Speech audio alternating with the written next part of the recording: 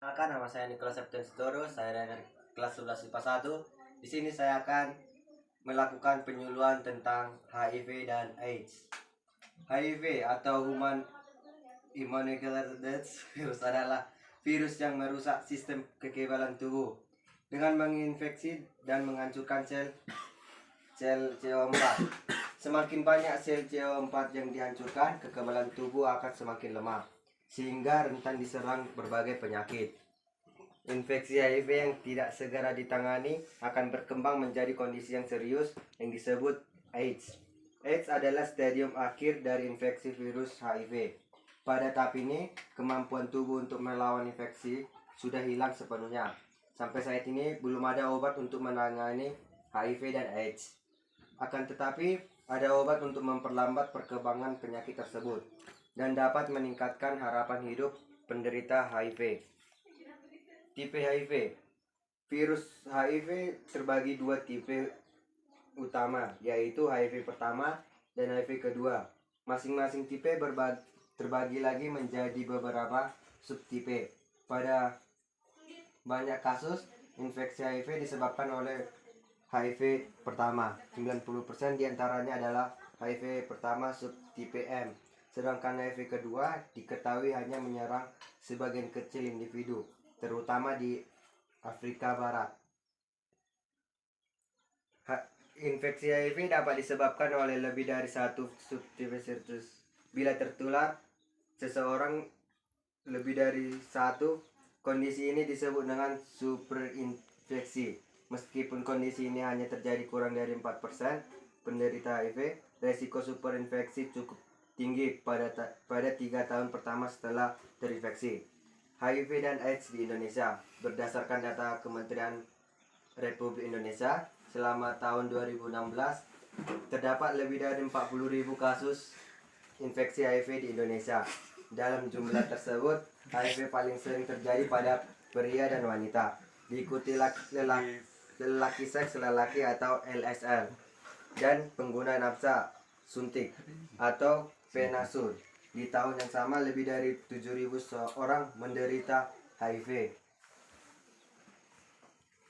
Penularan HIV terjadi saat darah, sperma, atau cairan vagina dari seseorang terinfeksi masuk ke dalam tubuh orang lain. Hal ini dapat terjadi melalui berbagai cara, antara lain hubungan seks. Infeksi HIV dapat terjadi melalui hubungan seks, baik melalui vagina maupun dubur atau anal.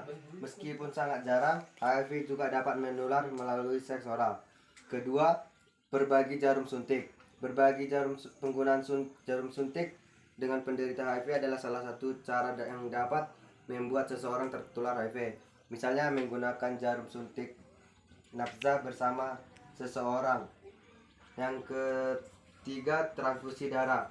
Penularan HIV dapat terjadi saat seseorang menerima donor darah dari penderita HIV. Faktor risiko AIDS. HIV dapat menginfeksi semua orang dari segala usia. Akan tetapi, resiko tertular HIV lebih tinggi pada pria yang disurat, baik pria heteroseksual atau lelaki seks lelaki. Resiko tertular HIV yang lebih tinggi pada individu dengan jumlah faktor, diantaranya yang pertama, hubungan seks tanpa menggunakan kondom. Yang kedua, menderita infeksi menular seksual. Dan yang ketiga, berbagi suntik.